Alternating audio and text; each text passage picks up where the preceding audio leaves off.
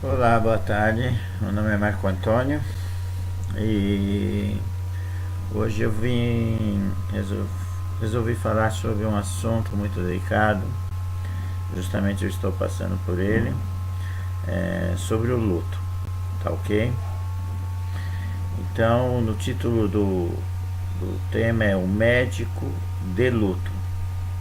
Algumas semanas atrás, o médico Corey Michael, radiologista, publicou um texto intrigante sobre como os médicos vivenciam o luto de forma diferente do restante da população.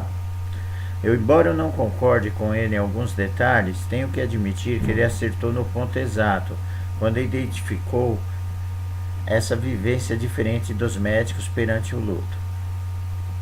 Vou ler a carta dele. Isso é uma carta de uma visão de um médico lá nos Estados Unidos, no qual lá eles têm outro sistema de saúde, tá?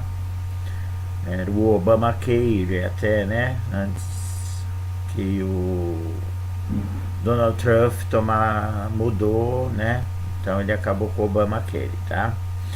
Então vamos lá, o que o médico escreveu? Quanta experiência você tem com o sofrimento humano? Essa pergunta me foi feita na primeira entrevista para admissão na faculdade de medicina. E me surpreendeu. Eu estava esperando que me perguntasse sobre minha experiência como voluntário, minhas pesquisas ou sobre o meu desejo de me tornar médico. A simples verdade é que a grande maioria de nós não tem grande experiência com o sofrimento humano quando estamos vivendo na casa dos 20 anos. Não compreendi a relevância dessa pergunta do entrevistador.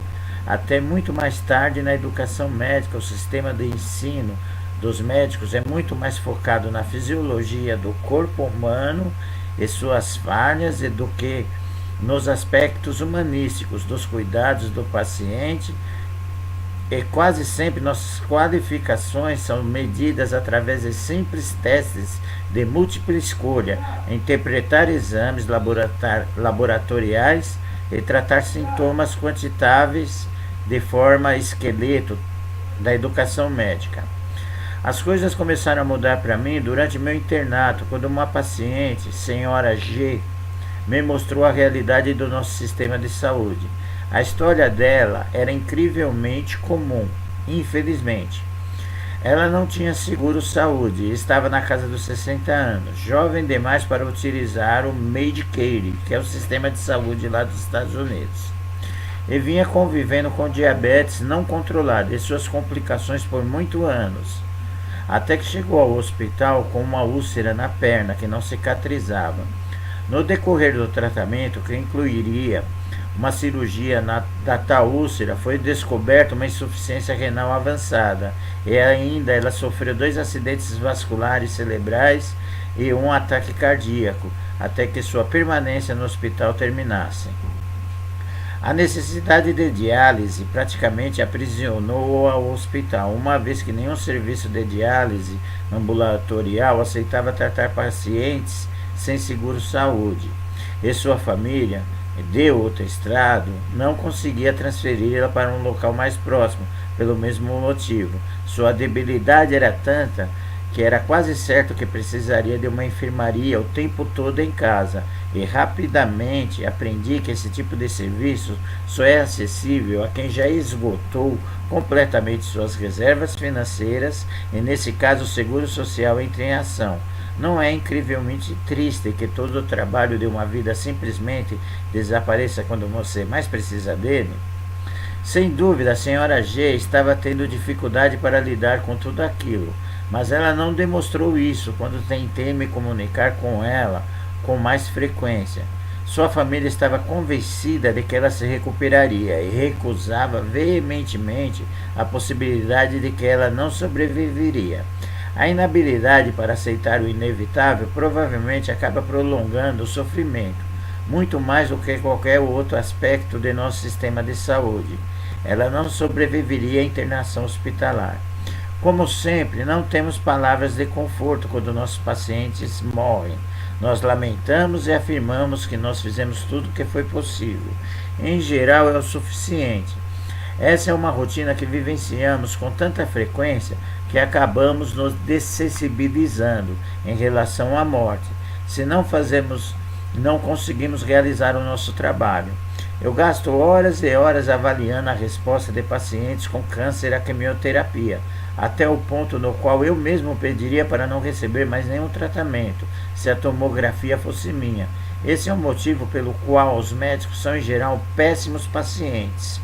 Conforme o tempo foi passando, eu comecei a experimentar as minhas perdas pessoais.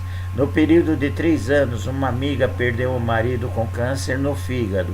A outra perdeu o esposo com uma doença cardíaca. A outra perdeu sua noiva com complicações do diabetes. Um colega de faculdade perdeu a esposa, ela se suicidou. Outro amigo sofreu um derrame e uma sexta amiga morreu de câncer de colo uterino metástico. Todos esses 6 amigos estavam apenas na faixa dos 30 anos. Meu coração se partiu com cada um deles, mas a natureza do meu trabalho me impediu de vivenciar o luto ou expressar condolências de uma forma normal. O tempo que a medicina exige de nós também nos mantém afastados daqueles que amamos, que precisam de nós. Meu padrasto teve leucemia e rapidamente se debilitou após um transplante de medula óssea mal sucedido durante o meu internato. Eu estava de plantão à noite. Quando cheguei ao quarto dele no dia seguinte para visitá-lo, já era tarde demais. Eu não pude me despedir, só consegui comparecer ao funcional. Quando retornei, soube que a senhora G tinha falecido rapidamente após a sua terceira cirurgia, no 43º dia de hospitalização. Eu também não pude estar lá com ela, mesmo sabendo que não poderia ter feito nada que mudasse seu desfecho. Minha mãe também faleceu enquanto eu estava de plantão, 10 anos após de ser diagnosticada com um câncer metástico. A doença finalmente levou o melhor dela, e a primeira vez que eu ouvi que sua saúde estava declinando foi da sua enfermeira no hospício, apenas 3 semanas antes do seu falecimento. Eu nem mesmo sabia que ela estava no hospício naquela época. Ela não queria preocupar seus meninos com as más notícias. Tudo o que pude fazer foi colocá-la na melhor casa de saúde que foi possível na cidade.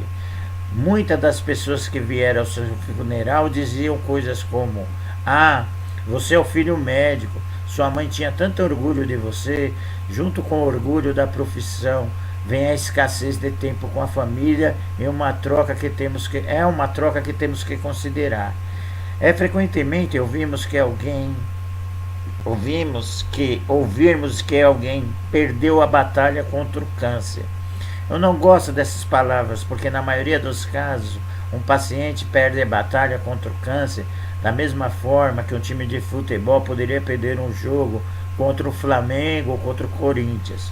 Meus amigos e suas famílias não perderam nenhuma batalha.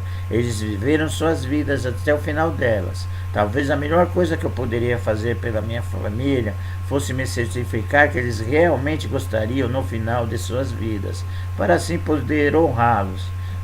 Um grande exemplo disso seria como ocorre com os prisioneiros no corredor da morte, em nossas prisões aqui nos Estados Unidos, em que tem pena de morte, no qual o diretor, como um fiel e lamentável juiz, diz: qual seria a sua última refeição? Você pode pedir o que você quer, sabendo que o rapaz vai morrer daqui a 12 ou 24 horas. Refletindo a respeito de todas as vidas perdidas, desde a minha primeira entrevista para a faculdade, hoje eu sei que o entrevistador queria dizer: mas não foi o sofrimento dos pacientes o que mais teve impacto sobre mim, foi o sofrimento dos que ficaram, e não existe tratamento para isso. Para todos aqueles que têm médicos em suas famílias, nós nem sempre somos membros mais atentos ou carinhosos na hora do luto. Nós apenas vivenciamos de forma diferente. Bom, essa é a carta do médico, tá ok? Agora eu vou falar um pouco da minha área, que é a psicanálise. Na minha área da psicanálise, sim, existe uma forma de tratar o luto. Sim, nós temos que entender o luto, porque o luto faz parte desde quando nossa vida é concebida, entendeu? Então os familiares têm sim como receber um tratamento, um atendimento terapêutico digno para ser tratado esse luto. Tem que ser respeitado. Um luto, em média, dura no máximo uns 6 meses, até um ano, podemos dizer. Passado disso, esse luto já se transforma em doença. Temos que ter muito cuidado com isso. E também entender a diferença entre luto e tristeza, tá ok? Então, o que eu aconselho sempre na minha parte, da onde eu tenho conhecimento. Essa carta do médico, ele disse das vivências dele, da experiência dele. A experiência dele como médico, que ele conviveu. Eu posso dizer das minhas experiências como psicanalista, do que eu convivi, dos meus atendimentos sobre luto. Sim, o luto é tratável. Sim, a vida segue. Sim, você pode ser feliz após um luto. Tá ok? Basta ter o tratamento certo, a compreensão certa e o entendimento certo. E o terapeuta certo. O modo certo de abordar esse luto. Tá ok? Eu sou Marco Antônio, psicanalista clínico, e espero ter agregado um pouco de conhecimento com vocês. Obrigado, tenham uma boa noite. Tá ok?